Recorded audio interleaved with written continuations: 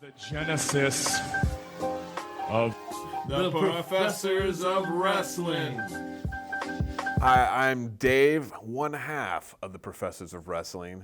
And this time I'm sitting down with Brooks Robinson, CEO, the person behind everything at Sunbelt Wrestling Entertainment.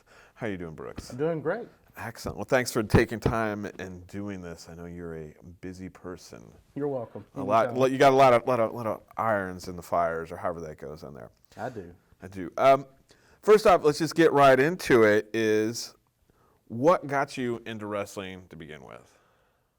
My father. My mother and my father used to take me to shows in Albany, Georgia, at the Civic Center. We would see the old NWA shows, the Dusty Rhodes, the Road Warriors, seeing my mom always get kicked out for hitting Shaska Watley with a camera, that kind of good stuff. My family was diehard into wrestling, and I was just kind of raised in on TV. And we did a few little indie shows back then. I don't really classify them as indie shows because they were always packed out at the National Guard Armories with Tommy Rich and Mr. Wrestling 2. It's just always been something in my blood. Back when they had the territories. Oh yeah. Georgia Championship Wrestling, that kind of stuff. Yeah, back when it was on 605 on TBS. That's right. All right. So I didn't know this, and I mean, we had talked before on different circumstances, but you used to be talent. That's correct. So what led you down that path? I mean, I think a lot of kids, you see that I want to be a wrestler, but not many follow through with it, but you actually did. That's a good question. I mean, I started kind of late. I was in my early 20s when I started. Most guys start in their teens and stuff. But my father passed away in 2001. And we used to sit down and watch the Monday Night Wars together, and it just started brewing in me, and I saw a commercial one time about wrestling training. So I was like, you know what, let me try this out. So I drove up to Vidalia, Georgia, took my first bump in 2002. Trained a little bit up there. Then I went to Hazelhurst and trained a little bit with the Mastodon, who was a big-time guy around those parts. And I finished up my training with a company that's now defunct, Georgia Wrestling Alliance, that was at Hayhira. And from then, I debuted in 2003 and wrestled up until 2009 full-time. And the reason you're not talent anymore? Broke my back. That will slow you down. Yes, I have degenerative disc disease, did not know it. It was a simple bump, caused a slight fracture. After that, I wrapped it up. What is it like? A lot of people will continue to wrestling with the injuries on that. What was the threshold that said, I've got kids. Okay. I want to walk. I want to play with them. All right. So on that is, and then you have switched from being talent to being now a promoter. What are the differences from being inside the ring to outside the ring? Well, being inside the ring, you're in there for your 8 to 10 minutes, and you're to shine. You're to make the audience love you. Backstage, the talent hates you because you're basically running the show. But there's just so much more backstage you could do. Whether it's working with talent, working on budgets, storylines, et cetera, and I've always gravitated towards that. Even when you got into the wrestling, did you think about that as you took your first bump, or was that? Well, actually, this Sunbelt Wrestling Entertainment isn't the first time I've helped promote. I've also helped promote with, I was a co-promoter with Georgia Wrestling Alliance and with Southern States Championship Wrestling. So, again, going back to that was, did you see that in the long haul, or was No. So, what are some experiences you've had as a promoter that obviously you have more control over kind of like how things are organized and who you're going to book and things like that. But what are some things maybe that you hadn't thought about as getting into the promotion aspect? Getting the promotion aspect is the time that it takes to put on these shows. A lot of people don't realize how much time it takes. It takes, hours out of your day, time away from your family. In my case, my family helps me. So it's like when we get home at night, we do homework, we eat dinner, then we do wrestling until bedtime. So what made you want to take that leap? And obviously you couldn't be talent in the ring, but were there any other circumstances that got you into the promotion? Well, once I stepped away in 2009, I brought back professional wrestling around Adel, which was, the reason for that was my son was a member of the Cook High School marching band. They was looking for fundraisers. Of course, selling candy bars just wasn't cutting it. So I was like, you know what, I got some friends, let me make some calls and see if we could put together a show.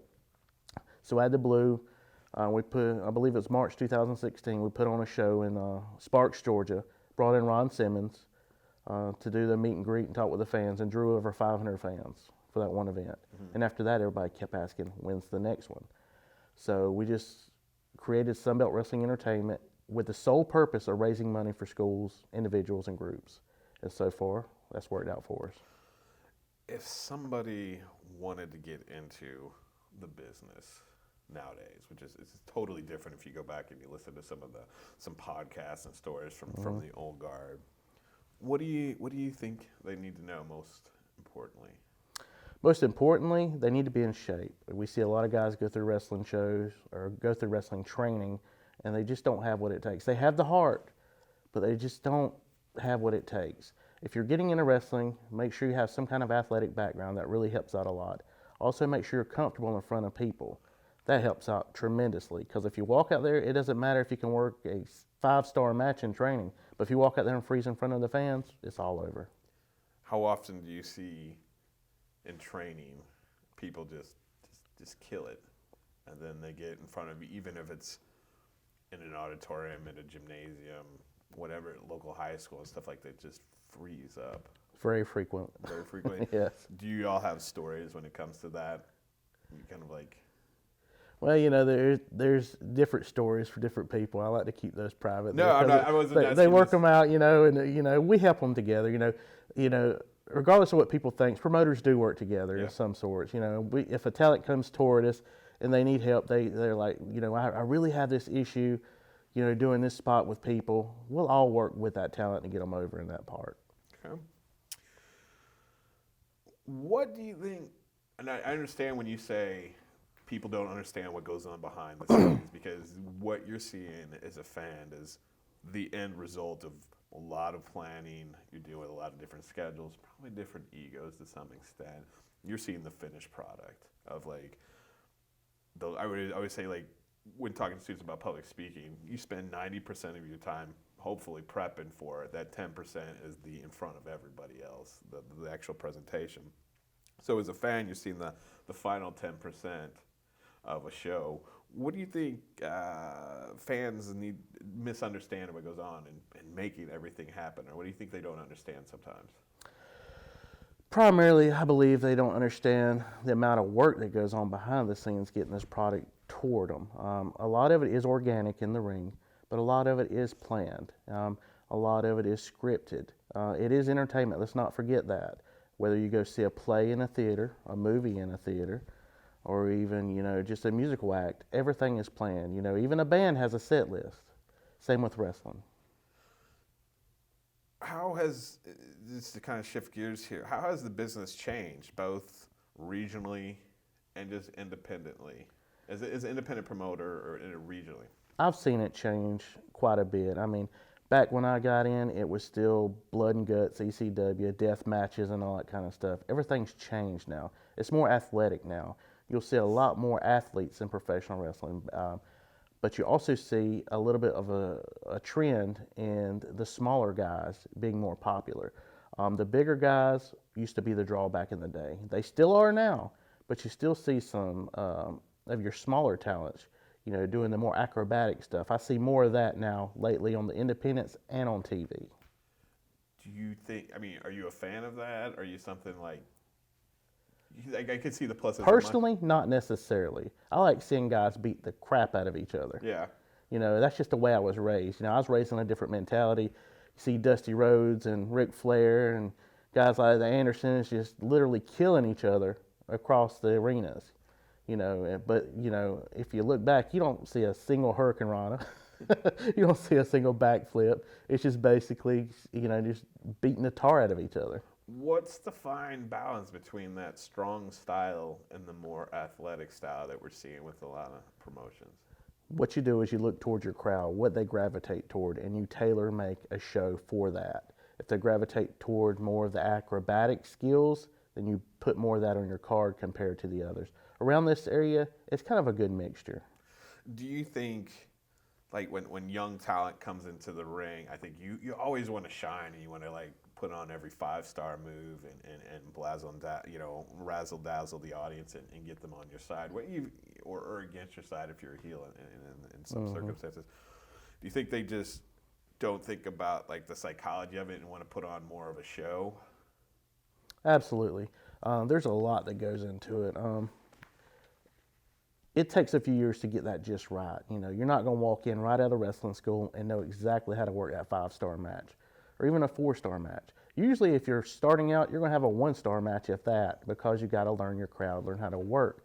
Each town is different. The style you work here in Valdosta may be different than the style you work in Atlanta or the style you work in Birmingham. Each territory is different. You'll definitely see that with Florida shows. If you go to a lot of Florida shows compared to Georgia shows, you'll see a different style. So the the styles are still regional. Oh yeah, most definitely. We think just because of technology and the way we view wrestling now is access is way much more easier than you having to wait till a certain day, Monday Night, Monday Night Wars or 605 on TBS and things like that. So that's kind of cool to hear. Yeah, I think it leans more toward the training, because if you're trained in a certain area by certain trainers, you're going to work that style. You know, Georgia trainers are a little bit different. They're a little bit more old school. Florida trainers, I'm using this for examples, Sure. by the way. They like bam, bam, bam, bam. You know, and Georgia likes to bam, bam, slow down, bam, bam, slow down if you watch the matches. Interesting. To go back to the promotion here, you just said Sunbelt uses fundraisers. Where does that drive come from? Just to run a promotion that is not for financial benefit or even self-benefit, but to help benefit others? The way I look at it is there's bigger things in life than me and you. There's a lot of needy people in this world. A lot of funds need to be raised, a lot of hard times, and that's where we come in.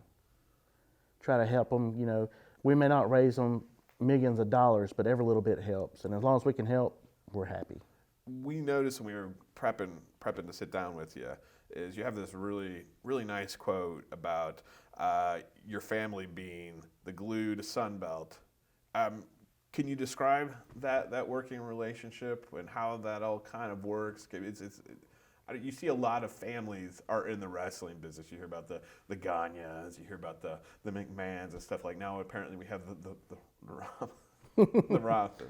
Yeah, we all work primarily good together. Of course, we're like any family. We got friction at times, with fussing and arguing. But, you know, as I'm prepping the show, working on talent, booking talent, my wife, she's buying items for concessions and getting their tickets together and stuff like that. My sons, they're part of the ring crew. They help, paint the ring, fix the ring and set it up as needed. And we all have our little jobs that we do. And overall, we work great together. What is your favorite concession item? Well, as being a former wrestler, I must say, I can't end this interview without mentioning the hot dogs and handshakes kind of deal. But I've always been a nacho fan myself.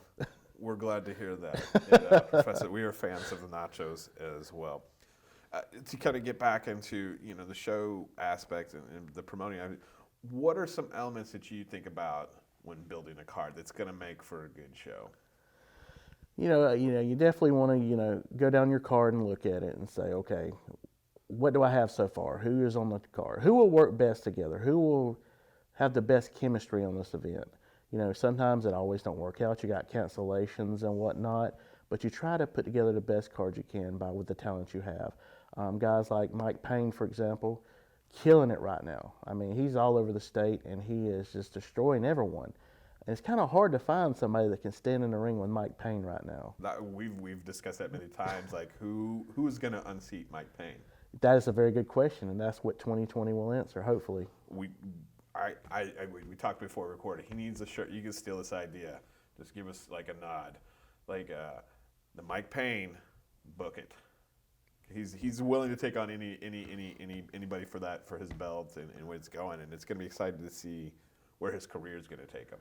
See, guys like Mike Payne, you also got Jay Too Strong, who has improved tremendously. He's one of the top athletes in the state right now, in my opinion. Mm-hmm. Proctor Croc Johnson, another great athlete. I've seen those kids grow tremendously, and they're just the sky's the limit for them.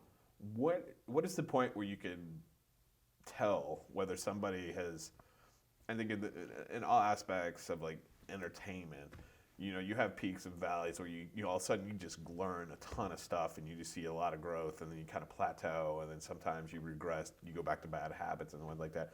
What are some signs you're looking at talent?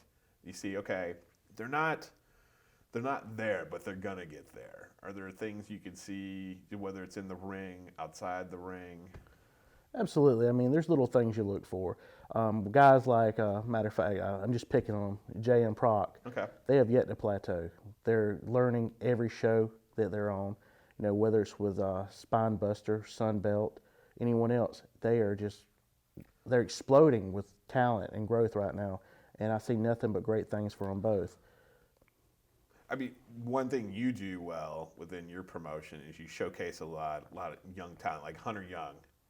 That's somebody who we saw, I don't know, maybe 6-7 months ago, and you're like, he's good, but we've seen him a lot more over the summer months, and then here towards the end of 2019, you're like, man, that guy has really improved. He works the crowd. He's a great face. He mixes the strong style up a little bit with the razzle-dazzle, high-flying stuff. So what should fans expect from young talent like Hunter Young or Jay Too Strong or Proc the Croc when it comes to Sunbelt and what you're looking for? What fans can expect, hopefully, is growth for them. Give them guys a chance. Every time you're at a show, give every match a chance. Watch the talent grow. Because it's amazing, if you go back and look at tape of all this talent and you could just see the growth, it's just amazing, And I'm just so happy for guys like that because they're learning the business and they're finally getting it, and they're just, I hope to see big things out of them. If you could fantasy book between any independent wrestler in Georgia or Florida right now, who would it be? Easy. John Davis versus Logan Creed. I don't think a ring could hold it. Logan Creed's extremely. He's got speed for as tall and as big as he is. I mean, we saw him do an outside the ring leap, and I was just like, for somebody, I don't know how tall he is. He's ginormously tall at that weight. So that would be anybody else in there. That's a very good question. So here we got John Davis versus Logan Creed, which if they'll break the ring, they'll have to be the main event. Right. But I would also see guys like Snoop Strikes versus maybe Jay Too Strong. Okay. That would be an awesome match. Guys like you think here. Kind of put me on a tough spot. There's a lot of great talent out there. Yeah, there is. Maybe the Gymnasty Boys. Okay. Versus PS Players. That's another one. Excellent. Mike Payne, we talked about him briefly there. He's been your Southern Heritage champion for a while now, for a lot of good reasons. Who do you think will be able to challenge him? That's the $1 million question. Okay. That's what 2020 will bring. Somebody will have to step up. And you're not saying who at this point? You have no... It's whoever earns it. Okay. Nothing's given, everything's earned. What's going to happen with the Frank Vowdy, Bryce Cannon feud?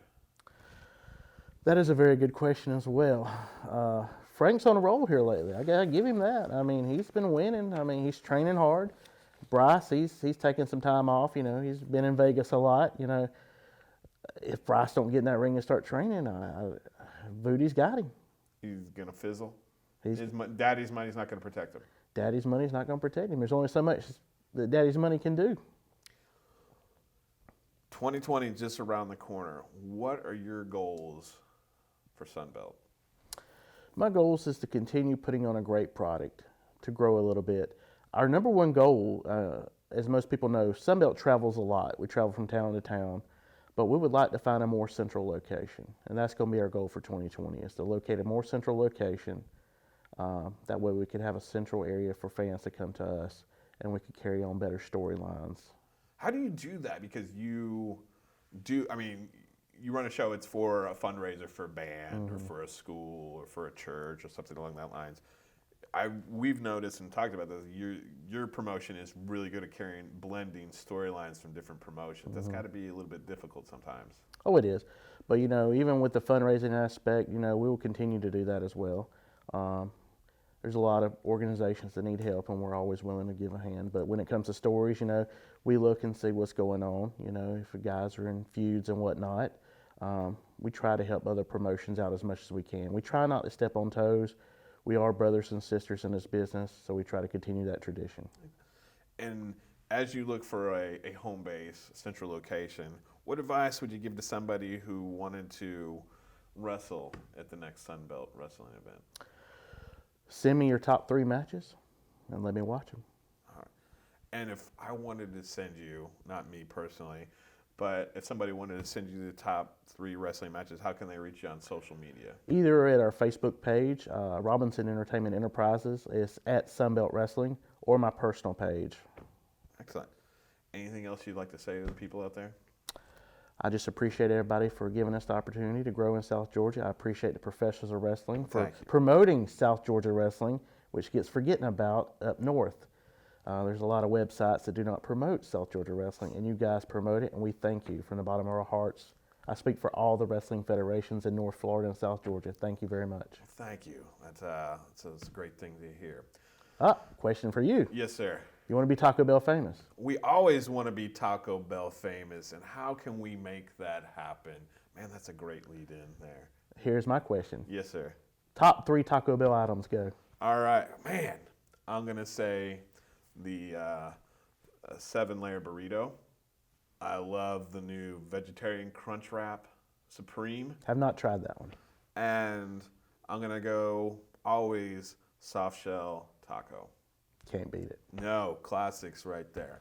But as stating, I'm Dave of the Professors of Wrestling. We want to be Taco Bell famous. Help us make that happening by subscribing to this YouTube page. Also, we've got a Facebook page and an Instagram just for Professor. And share this with everybody. We want you to create a community, as Brooks was mentioning. We want to brag about the great talent that we have here in South Georgia and North Florida, and we can't do it without your help. I'm Dave Nelson. Thanks for watching Professors of Wrestling.